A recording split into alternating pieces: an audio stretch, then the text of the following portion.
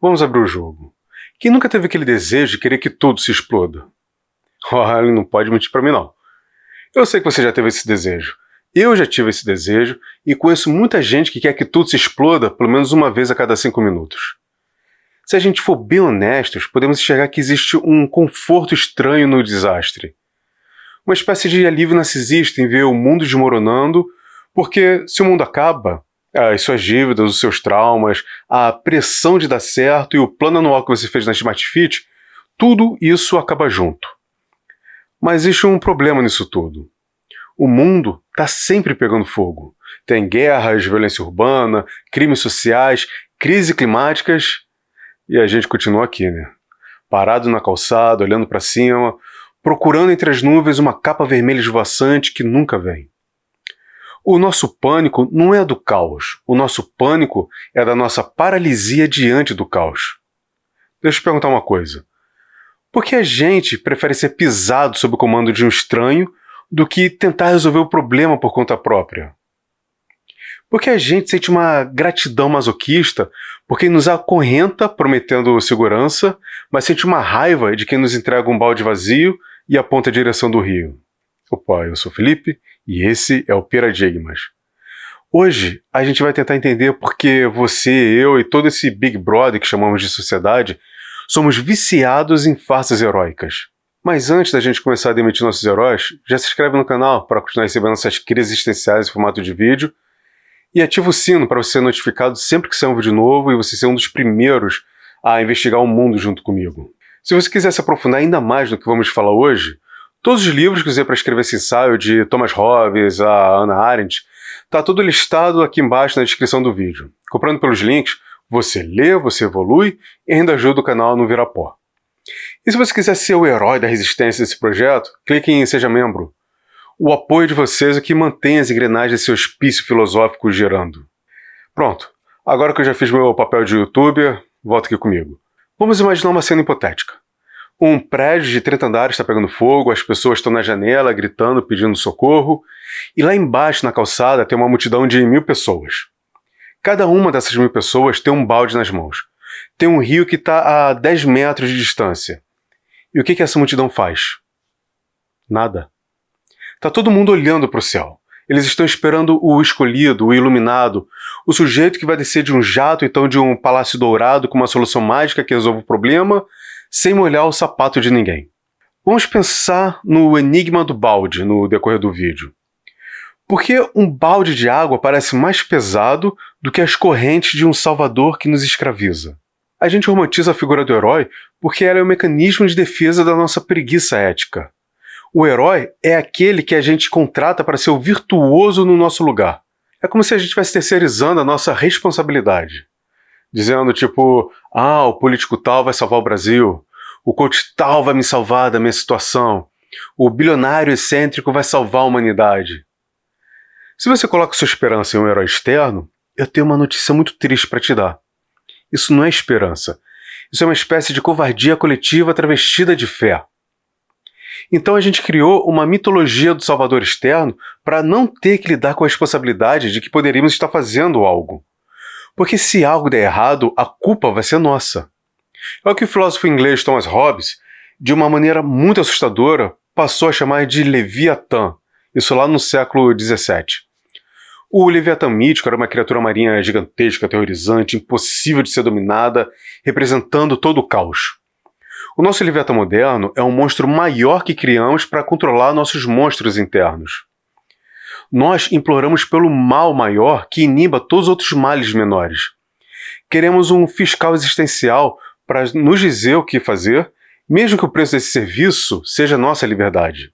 Então transformamos esse fiscal em um ídolo para ser a nossa âncora, porque uma âncora ela impede que qualquer correnteza te leve, mas também pode te afogar no meio do mar.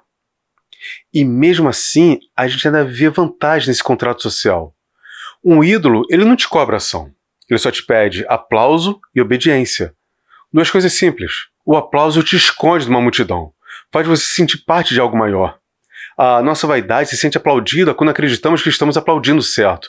E por isso que o aplauso se torna um forte entorpecente. A obediência é um esconderijo seguro. Você não precisa pensar, você não precisa escolher. e usa o Leviatã como razão das suas decisões. Nós nos transformamos em espectadores da própria tragédia, viciados no roteiro do escolhido. É uma espécie de messianismo de poltrona que nos enfraquece como indivíduos a cada segundo que passamos esperando. O perigo real não é o vilão da história. O perigo é a farsa de que a solução tem um nome, um rosto e um ego inflado. A gente busca um herói para chamar de nosso, mas esquece que na gramática do poder, quem tem um herói tem um dono. E quem tem um dono nunca chega a ser gente de verdade. É sempre um objeto de alguém.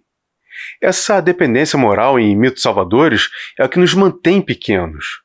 A gente olha para o herói e vê uma divindade, quando na verdade deveria haver um espelho da nossa própria negligência.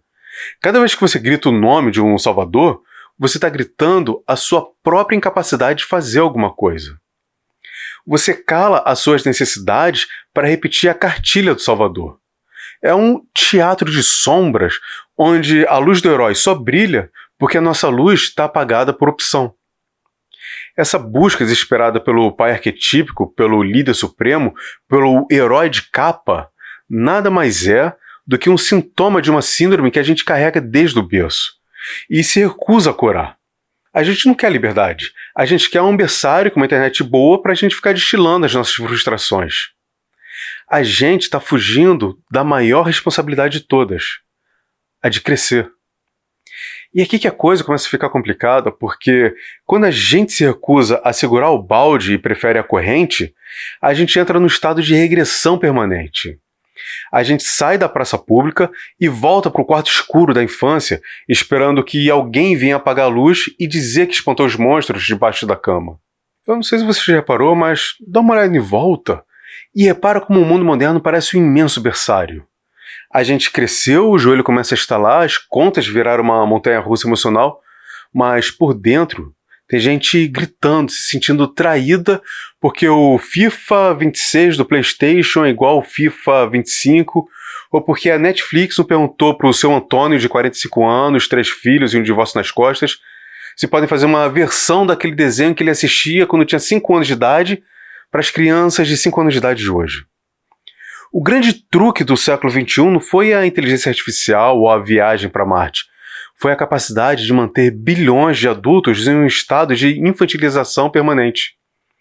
E por que é que a gente faz isso? O psicanalista e filósofo Erich Fromm, ele já alertava sobre isso lá atrás no seu clássico O Medo da Liberdade. A gente fica enchendo a boca para falar de democracia, de autonomia, de eu faço o que eu quero, mas essa liberdade total não é tão reconfortante. Ter liberdade significa que se der tudo errado na sua vida, a culpa é toda sua e somente sua. A gente quer gritar que quer liberdade de expressão, mas quem é que quer arcar com as consequências do que diz? E quem é que aguenta esse peso? Quem é que consegue dormir com o barulho dessa engrenagem rangendo no ouvido? A angústia da escolha é tão paralisante que a gente começa a olhar em volta, suando frio, implorando para que alguém, qualquer um, de preferência de terno e uma sacola cheia de slogan, apareça e diga pra gente: deixa que eu decido. Eu cuido de tudo. Apenas me siga e repita o que eu digo. Nesse momento, a gente não está procurando um líder ou um administrador público. A gente está procurando o pai arquetípico. A gente está buscando inconscientemente e desesperadamente por aquele colo simbólico onde a gente pode se encolher e ignorar que o mundo lá fora é vasto, é caótico e, na maior parte do tempo, é completamente indiferente à nossa existência. Então o herói externo, esse ser que a gente adora botar no pedestal, nada mais é do que o papai ou a mamãe que a gente terceirizou no serviço público. Esse pensamento traz o conforto de saber que, se tudo der errado, a culpa não foi da minha inércia. Foi da traição que meu salvador sofreu. É muito bom sempre ser a vítima, porque a vítima nunca precisa mudar. Ela só precisa de um lugar para reclamar e de um novo culpado. A gente se recusa a crescer e encarar as nossas próprias falhas, os nossos medos, a nossa incapacidade. E a gente faz o que com isso? A gente projeta. A gente cria uma espécie de cinema psíquico em escala global. Em vez de admitir que eu sou invejoso, que eu sou mesquinho, que eu tenho medo, que eu também tenho desejos sombrios, eu pego todo esse sentimento que me incomoda e projeto no inimigo da vez. O mal nunca está em mim. O mal sempre está neles.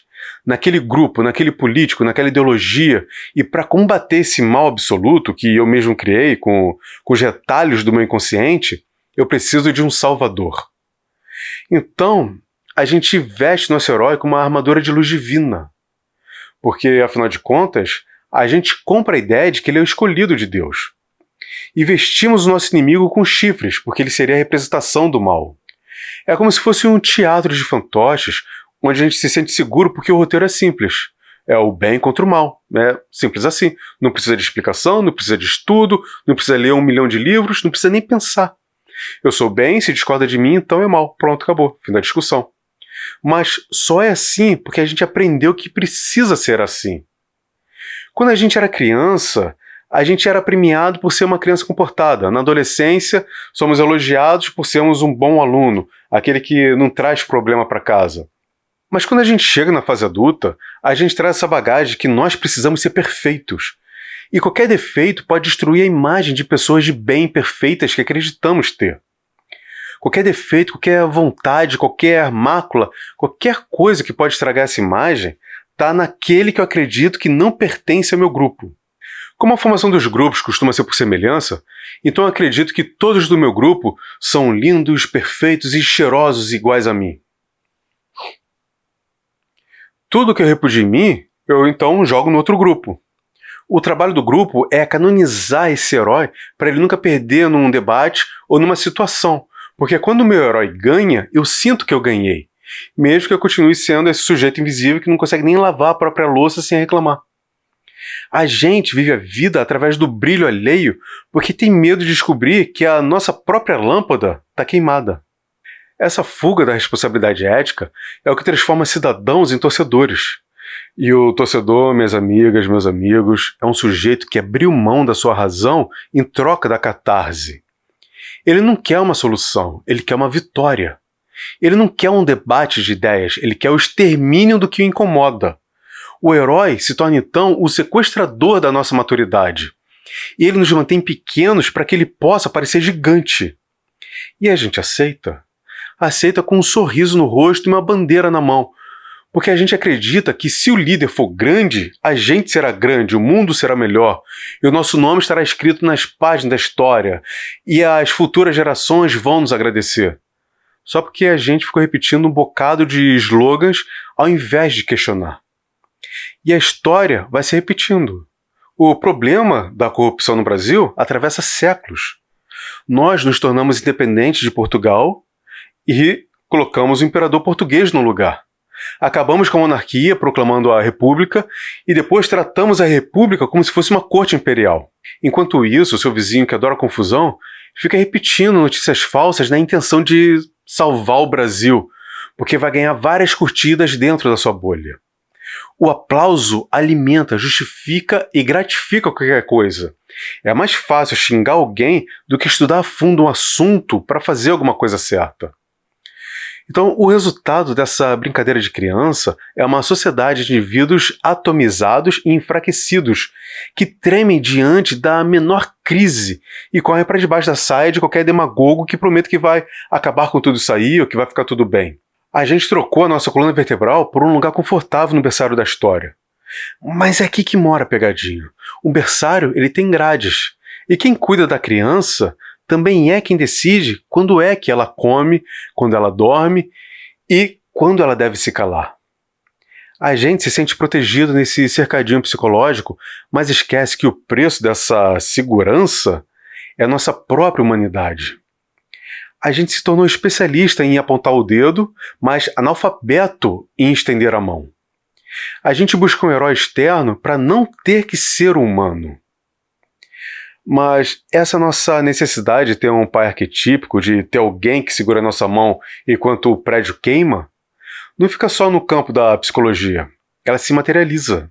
Ela vira um contrato social. Ela vira lei. A gente pega toda essa carência de pai, todo esse medo da nossa própria sombra e toda essa preguiça de ser livre e transforma num sistema. Um sistema que é tão grande que a gente nem percebe que ele está devorando a gente enquanto nos protege. Quando Thomas Hobbes estudou sobre a humanidade, ele não viu um jardim de infância lindo e maravilhoso. Ele viu um moedor de carne. Ele nos apresentou aquilo que ele chamou de estado de natureza. E não se engane com o nome poético bonitinho. Não é um comercial de resort no campo da Trivago. Para Hobbes, o estado de natureza é aquele momento em que a lei desaparece e você percebe que o seu vizinho simpático, gente boa, aquele que te emprestou uma xícara de farinha, ele está te olhando com um brilho homicida nos olhos. É a guerra de todos contra todos. Um estado onde a vida é solitária, pobre, sórdida, embrutecida e curta. Então, diante desse Walking Dead existencial, o que a gente faz? A gente assina um contrato de aluguel da nossa alma. A gente olha para o lado e vê que todo mundo agora tem um olhar assassino. Então a gente decide. Pessoal, que tal se a gente entregar a nossa razão para aquele carinha sorrindo ali no canto? Então, esse carinha sorrindo ali no canto é o Leviatã. Mas vamos esquecer por um momento a imagem do monstro marinho das lendas bíblicas. No nosso teatro social moderno, o Leviatã é o síndico autoritário de um prédio em ruínas. Ele não é um santo, ele não é um herói de histórias em quadrinhos, ele é o que Thomas Hobbes chama de um deus mortal. Ele é uma criatura artificial, um ser colossal, feito de milhares de pequenos indivíduos que aceitaram ser engolidos pelo Leviatã para não serem mastigados uns pelos outros. A gente entrega a nossa soberania, a nossa capacidade de agir, a nossa liberdade mais selvagem, bruta, e em troca ele nos dá o quê? Liberdade e segurança. Parece bom, né? Deu tudo certo. Ou pelo menos é o que a gente tenta se convencer quando a gente paga a conta da nossa própria castração. O problema é que o Leviatã não é um guarda-costas. Ele se torna o dono do prédio. E o paradoxo que Thomas Hobbes nos entrega em forma de tapa na cara é de uma ironia terrível. O mesmo poder absoluto que nos protege de sermos devorados pelo vizinho é o mesmo poder que pode nos devorar a qualquer momento. E a gente não tem o direito de reclamar, porque fomos nós que demos os dentes para esse poder. Nós trocamos a nossa autonomia por uma sobrevivência. E aqui que entra a pergunta que a gente deveria se fazer de vez em quando. O que sobra de uma pessoa quando ela não tem mais o direito de ser livre? A gente se torna um animal doméstico da civilização. A gente ganha o direito de dormir em paz, mas perde o direito de sonhar acordado. O Leviatã nos desumaniza por decreto. Ele nos transforma em estatística, em engrenagem, em um súdito silencioso. Ele resolve o conflito, mas apaga a chama. Ele é a paz dos cemitérios. A gente se sente seguro porque todo mundo foi devorado, inclusive a gente. O pior é que a gente adora esse síndico. A gente reclama dele no elevador, a gente xinga as taxas extras, mas no primeiro barulho estranho no corredor, a gente corre para bater na porta dele implorando por ordem. A gente prefere a opressão organizada ao caos criativo. A gente prefere um mestre que nos vigie a uma liberdade que nos exija responsabilidade.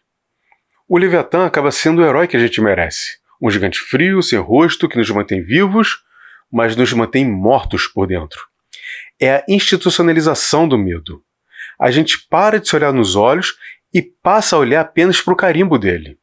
E nesse processo a gente esquece como é resolver um problema sem chamar a autoridade. A gente esquece como é exercer a própria força. Nós nos tornamos dependentes desse mal maior que inibe todos os males. Nós ficamos viciados numa obediência cega. E o mais louco disso tudo é que a gente começa a encontrar sentido nessa servidão. A gente começa a achar que a ordem é o valor supremo, mesmo que essa ordem seja o silêncio de uma cela muito bem limpa. Mas e se eu te dissesse que esse Deus mortal, esse gigante feito de gente, que a gente tanto venera, ele está começando a rachar? E se esse monstro que a gente criou para nos salvar de nós mesmos estiver, na verdade, apodrecendo por dentro? A gente passou séculos ajoelhado diante de ídolos, reis, estados, sistemas, achando que a vida só fazia sentido se houvesse algo maior do que nós para nos governar. A gente depositou toda a nossa esperança em estruturas que prometem nos proteger da nossa própria natureza predatória. Mas o tempo é um ácido que não perdoa nem os deuses feitos de carne e de papel. Durante séculos, a gente teve um teto, um céu sólido, vigiado por um Deus fiscal que anotava todos os nossos pecados no caderninho de boa conduta, e um rei que nos dizia exatamente em qual lama deveríamos pisar. Mas aí apareceu o meu bigode favorito da história da filosofia, com uma pena na mão e uma marreta na outra, Friedrich Nietzsche. Ele escreveu uma das frases mais incompreendidas da filosofia: Deus está morto. Tem vídeo sobre isso no canal, depois dá uma olhada lá, eu vou deixar o card por aqui. Mas deixa eu explicar uma coisa rápida antes que você puxe seu texto para me bater, ou então o seu manual de ateísmo militante. Nietzsche, ele não estava comemorando, ele estava dando um diagnóstico. A morte de Deus não foi o fim de uma religião específica, foi a queda de todos os valores supremos. É como se o céu tivesse caído. O sol foi embora, deixando um infinito vazio em cima da nossa cabeça. A liberdade que deveria nos tornar gigantes acabou nos dando uma ansiedade existencial crônica. E sabe o que o ser humano faz quando o teto cai? Em vez de olhar para as estrelas e assumir o leme da própria vida, ele começa a construir puxadinhos de idolatria. Como a gente não consegue aumentar o peso de um mundo sem um sentido pronto, a gente começou a improvisar deuses menores, mais baratos e, na boa, bem cafonas. Nós limpamos o céu de divindades, mas enchemos a terra de ídolos de barro. O sagrado agora, ele atende por outros nomes. Ele é o político que promete a salvação da pátria entre um escândalo e outro. Ou então o influenciador que vende a fórmula da riqueza em 15 segundos de dancinha. Ou então o guru de estética que diz que o vazio da sua alma pode ser preenchido com ácido hialurônico e gratidão tóxica. Nietzsche chamava isso de moral de rebanho. É o vício de precisar de um pastor, mesmo que o pastor seja um algoritmo, um coach com um terno apertado e barba implantada. A gente faz isso porque a gente tem medo de ser a nossa própria medida. Então a gente busca a aprovação do grupo, para não ter que enfrentar o niilismo, o abismo que sussurra que, no fundo, nada disso tem um sentido intrínseco. Mas o abismo não é o fim. O abismo é para ser um convite. Nietzsche propôs um herói diferente de Hobbes.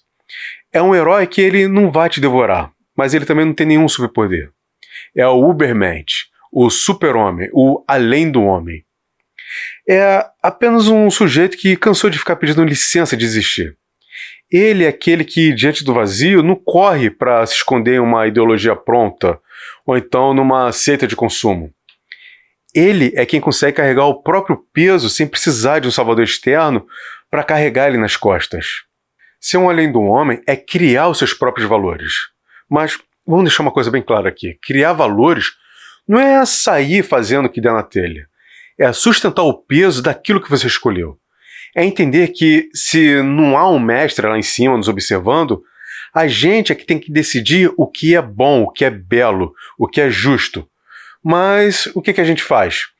A gente prefere a esperança passiva. A gente fica sentado na beira da estrada esperando o super-homem da DC, ou então o salvador da pátria da vez, para ele vir e nos carregar no colo. Só que ele não vai vir. E se vier, ele vai cobrar um preço tão alto que a sua alma não vai conseguir pagar. A morte dos ídolos deveria ser o nosso feriado de libertação. Mas a gente transformou ele num velório eterno. A gente vive em uma ressaca de sentido tentando colar os pedaços de estátuas quebradas. Mas já parou para pensar que esse vazio talvez não seja um buraco negro, mas sim um solo fértil? Talvez a ausência de um herói externo é a nossa única chance real de descobrir o que é que a gente realmente quer ser quando a gente parar de fingir que é criança. O herói não é um evento, o herói é um movimento. Mas o problema é que a gente gosta de brilho, a gente gosta do espetáculo, a gente é viciado no carisma. A gente matou os deuses antigos, mas agora a gente está de ressaca, deitado no sofá da história, esperando que apareça alguém com uma voz potente, frases prontas e uma solução simples para tirar a gente dessa letargia. O pai da sociologia, Max Weber, explicou exatamente como é que a gente cai nessa conversa fiada. Ele nos falou sobre a autoridade carismática. O líder carismático ele não precisa de currículo, não precisa de lógica e, na maioria dos casos, ele não precisa nem de um plano que faça sentido. Ele só precisa do dom, do charme, do ziriguidum. Ele surge no meio da crise quando o prédio está pegando fogo. Aí ele vai lá e brilha como se ele fosse um meteoro. Ele aponta para o horizonte e diz: sigam-me. E a gente, com um balde vazio na mão e a alma cheia de medo, vai atrás dele. O problema é que o meteoro ele pode ser lindo de ver, mas o destino final de todo meteoro é o impacto. E o que sobra para a gente são apenas as crateras e a decepção. Nós somos viciados no brilho do indivíduo. O sociólogo polonês Zygmunt Bauman, aquele velhinho genial que descreveu a nossa modernidade líquida, também tem um vídeo bem bacana sobre ele no canal. Ele criou um termo para essa nossa mania patológica de seguir carisma. Ele diz que a gente busca soluções biográficas para contradições sistêmicas. Traduzindo do sociologuês para o português. É como se a gente tentasse consertar um vazamento de uma adutora na cidade, trocando a cortina do nosso banheiro. A gente acha que se a gente colocar o homem certo, a mulher de fibra, o salvador honesto no topo da pirâmide, a estrutura podre da pirâmide vai se transformar em ouro por osmose. A gente quer um rosto bonito na TV para não ter que olhar para a planta do edifício que está desmoronando. A gente quer o resultado, mas abomina o trabalho. A gente quer revolução, mas detesta a reunião de condomínio. Weber desenvolveu o conceito de rotinização do carisma. Vamos lá. Primeiro, a gente precisa entender o que Weber entendia por carisma. Para ele, carisma é uma força extraordinária, instável e revolucionária. Mas ela depende da crença dos seguidores na qualidade excepcional do líder. Mas o que acontece quando o líder cai? É a transição do eis o homem para o eis o sistema. O herói é um evento isolado. O processo é a continuidade. Nenhuma sociedade sobrevive de carisma. O carisma é um fogo de palha que pode iluminar, mas não tem um efeito real a longo prazo.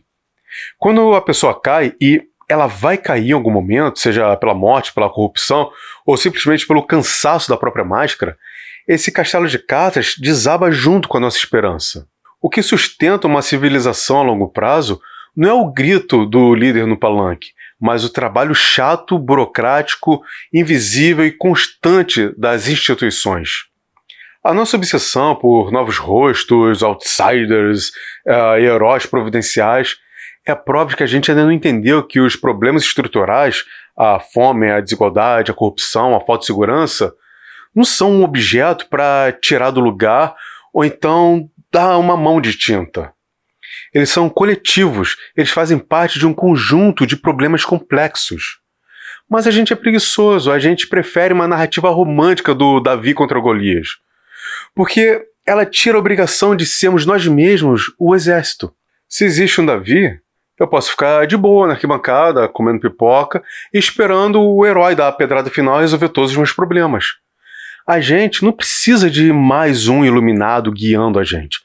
A gente precisa de luz elétrica nas ruas e de gente que saiba operar o gerador. A farsa do carisma é que ela nos faz acreditar que a mudança é um espetáculo de homem só, quando na verdade a mudança real é um trabalho de formiga, sem aplauso, sem dígamo de campanha. É a troca da idolatria pela responsabilidade compartilhada. É parar de perguntar, e agora, quem vai nos salvar? E começar a perguntar, como é que a gente vai se organizar para resolver essa bagunça? Isso me lembra uma poesia bem legal do Patativa do Assaré, chamada O Boi Zebu e as Formigas. Depois dá uma lida, vale muito a pena.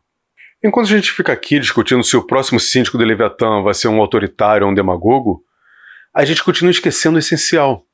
A gente continua olhando para o trono e esperando que ele emane a ordem que a gente não consegue criar entre nós.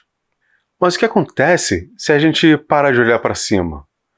O que acontece se a gente descobrir que a política, a liberdade, a salvação não acontece no palácio, mas no meio da rua, no encontro entre dois iguais que decidem que não precisam de um mestre para começar alguma coisa nova? E é nesse momento, quando a gente desiste de esperar pelo super-homem, que algo realmente milagroso acontece. Mas não é um milagre vindo de cima, é um milagre horizontal.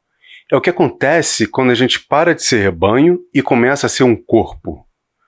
Nesse cenário de escombros de ídolos, surge então uma mulher maravilhosa que entendeu a política não como um jogo de cartas marcadas em gabinetes, mas como a própria essência do que nos faz humano. a filósofa alemã Hannah Arendt. Ela nos diz que a liberdade não é um presente. A liberdade não é algo que você ganha do Estado, que você recebe como herança ou que um salvador bondoso te entrega numa bandeja de prata. Se você ganhou de alguém, não é liberdade, é uma concessão.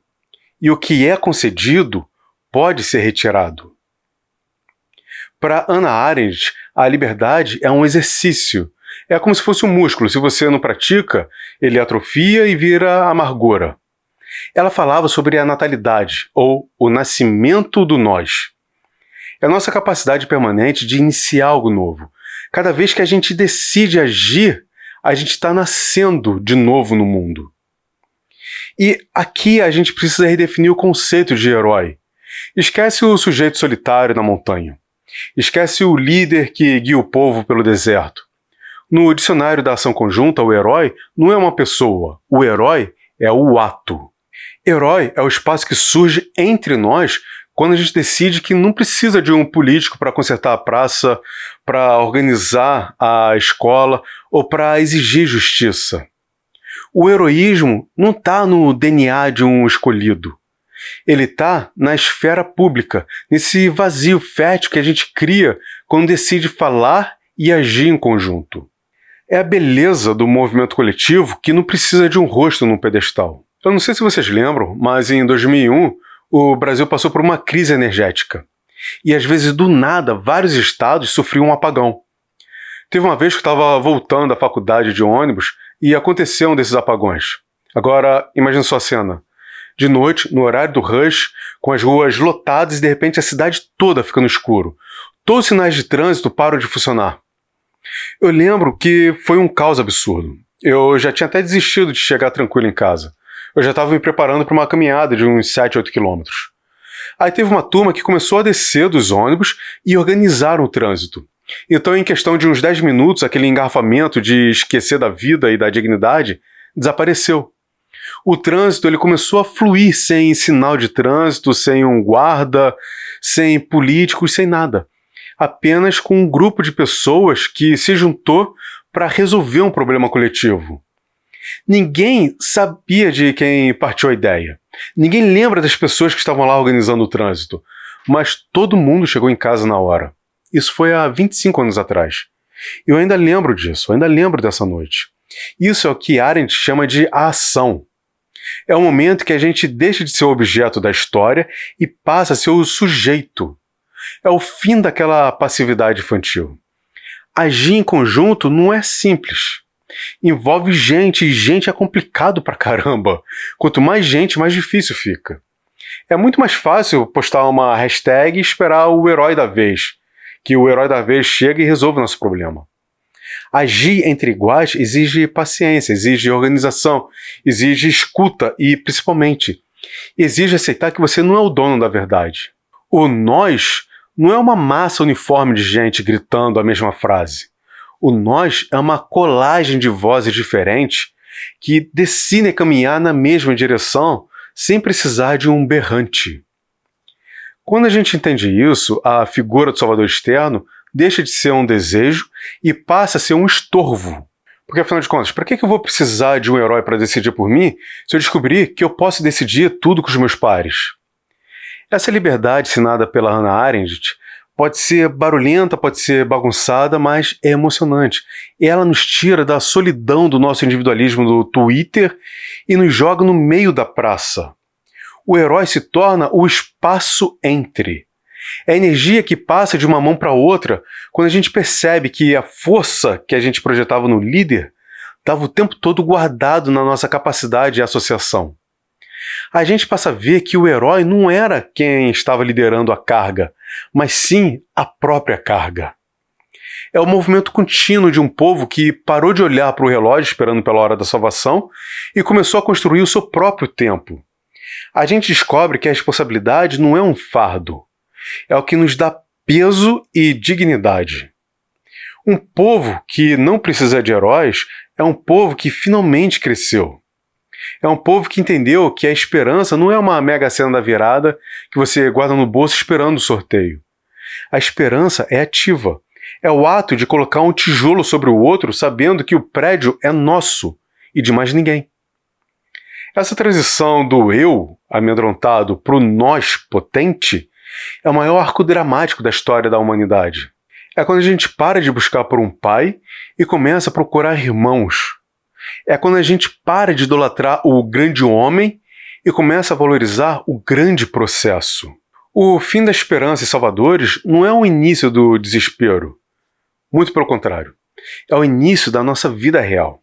Porque quando a esperança passiva morre, o que nasce no lugar dela é algo muito mais robusto, muito mais resiliente e muito mais perigoso para qualquer leviatã. É o nascimento de um povo. Você não se lembra daquela cena lá do começo? Um prédio em chamas, pessoas pedindo ajuda, e na calçada uma multidão de 1000 pessoas, cada uma com um balde na mão. Tem um rio perto, mas está todo mundo esperando um herói carismático chegar e resolver o problema. Por que ninguém faz nada? Por que aquele grupo não tenta resolver o problema? Por que um balde de água parece mais pesado do que as correntes de um salvador que nos escraviza? Muitas vezes o balde é pesado porque ele contém a nossa responsabilidade. E a responsabilidade é a única coisa no universo que realmente nos transforma em adultos. O balde não pesa por causa da água, ele pesa por causa da consciência de que se o fogo continuar queimando, ou se algo der errado, a culpa é das mãos que seguraram o balde. É muito comum o pânico de ter que ser o dono do próprio destino. A gente prefere o conforto de uma escravidão bem decorada do que a liberdade desconhecida. Mas aqui está o segredo que os heróis de Palanque não querem que você saiba. A esperança em um salvador não é uma virtude. É o que adoece a nossa alma. É um sedativo que a gente toma para não ter que lidar com a nossa própria potência. Enquanto a gente espera, a gente enfraquece. Enquanto a gente idolatra, a gente se apaga. O poeta e dramaturgo Bertolt Brecht, ele escreveu uma frase que deveria estar pintada nos muros, impressa em outdoor, seu lema de cada cidadão. Infeliz é o povo que precisa de heróis. Ele não estava dizendo isso porque os heróis são ruins. Ele estava dizendo isso porque um povo que precisa de um herói é um povo que já desistiu de si mesmo. Um povo que precisa de um salvador é um povo doente, fragmentado, incapaz de se olhar no espelho e reconhecer a própria força. O herói é o atestado de óbito da cidadania. Então, por isso, hoje, a gente não deve pedir por mais heróis. A gente deve celebrar o funeral deles. Porque o herói caiu. E ele precisa continuar caído para que a gente possa finalmente nascer como povo. O que a gente precisa não é de um rosto estático em um pedestal de mármore. O que a gente precisa é do movimento. A substituição da figura do Salvador pelo processo dinâmico. A salvação não é um evento, é uma rotina. É a política feita no dia a dia, é a ética na hora de pagar o troco, é a coragem de dizer não para o autoritarismo e sim para o diálogo com quem pensa diferente de você. O povo fortalecido não é aquele que grita o nome de um líder mais alto do que os outros. O povo fortalecido é aquele onde cada indivíduo segura o seu próprio balde e entende que seu esforço, por menor que seja, é o que mantém o incêndio sob controle. É a transição da esperança passiva, aquela de ficar sentado esperando pela providência, para a esperança ativa, aquela que levanta e começa a pavimentar a estrada. Nesses meus anos de vida, eu já vi muita coisa legal acontecer por causa da iniciativa e da união de pessoas comuns. Eu já vi pessoas investindo o próprio tempo e do próprio bolso para reformar escolas públicas. Aí você diz, mas isso é responsabilidade das autoridades. Tá, beleza. Mas se a comunidade pode fazer alguma coisa, por que esperar que um político iluminado tenha consciência de classe e depois ter que esperar por todo o trâmite burocrático enquanto tem criança estudando em condições precárias? Eu sei que esse vídeo é um pouco pesado.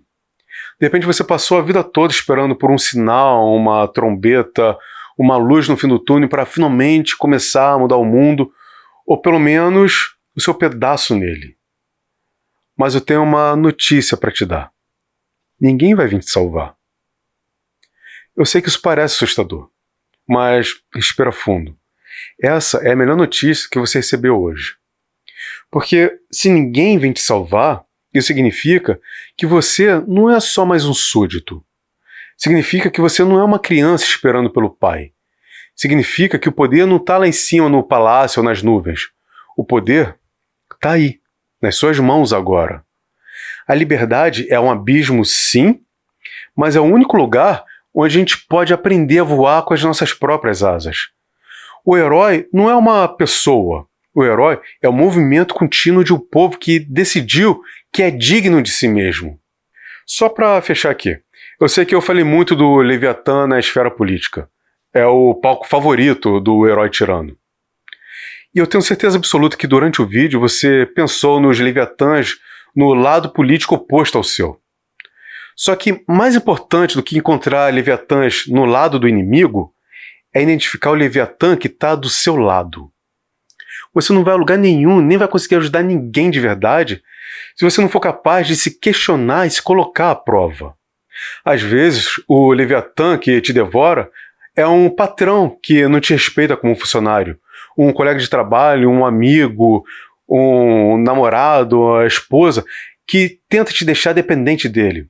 Pode ser até uma mãe opressora que diz que você não sabe fazer nada direito e que não consegue fazer nada sem ela.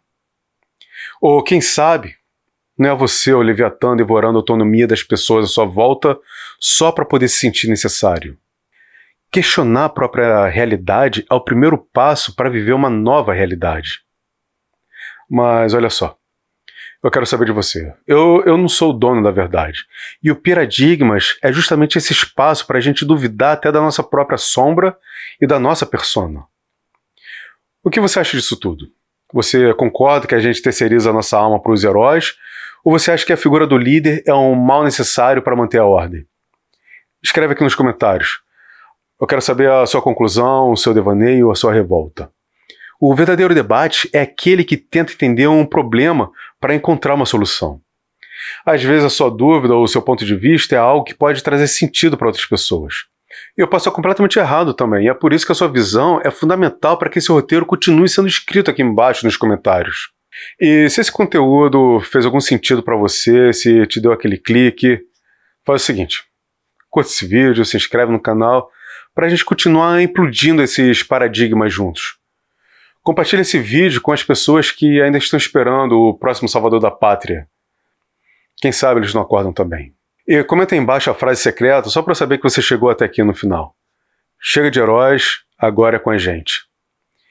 E se você quer ser o combustível desse projeto e ajudar o tio Felipe aqui a continuar criando esses ensaios sem amarras, entre para o nosso clube de membros. Os membros do canal participam de um grupo secreto no Telegram para ter um bate-papo mais profundo e direto, participam de enquetes. Eu estou preparando uma surpresa especial, bem legal, só para os membros do canal. O apoio de vocês é quem garante a independência do canal. Dá uma olhada também na lista de livros que eu usei para compor esse roteiro. Tá tudo lá. Eric Fromm, Hannah Arendt, Nietzsche, Thomas Hobbes. E aproveita e dá uma conferida também nos outros vídeos do canal. Tem bastante conteúdo para você refletir sobre você e o meio que você vive. A gente se vê no próximo vídeo, no próximo devaneio ou na próxima revolução de esquina. Mas eu também posso estar completamente errado sobre tudo isso. Então, pense bem sobre tudo que foi dito, fique bem e beba água. Numa dessas minhas dezenas de mudanças aí pelo Brasil, eu morei um tempo num bairro periférico. A minha rua ainda era de terra batida. Então um dia, voltando do trabalho, eu vi os vizinhos hipnotizados pelo cano estourado que transformava a nossa rua numa Veneza de esgoto a céu aberto. Um dos vizinhos, como autoridade que nunca leu um livro, mas viu todos os jornais da tarde, ele já foi batendo martelo e dando a sentença da rua. Isso daí só se resolve se o homem da prefeitura vier. O homem. É essa entidade mística que habita o palácio e conserta os mundos com um estalar de dedos. Eu tinha uma vizinha bem religiosa que ela devia estar acendendo uma vela para o santo homem da prefeitura aparecer. Mas aí a gente ficou lá, convivendo com o fedor daquele esgoto e os bichos, esperando o Salvador descer num helicóptero banhado a ouro. Foi quando um senhorzinho, gente fina, que trabalhava como pedreiro e batia ponto no botequim da esquina, ele apareceu com um balde e umas ferramentas e começou a consertar sozinho. Então eu fui lá, me juntei a ele, peguei uma pá, o outro vizinho que estava esperando o homem pegou outra pá, um outro vizinho que trabalhava numa oficina também se juntou a nós. E no final do dia estávamos sujos, exaustos, secos e com o nosso problema resolvido. O herói não veio e descobrimos a pior notícia de todas. As ferramentas eram pesadas porque carregavam a nossa liberdade. E liberdade, meus paradigmáticos, não tem manual de instruções, não tem capa colorida. Tem apenas calo na mão de quem decidiu fazer alguma coisa.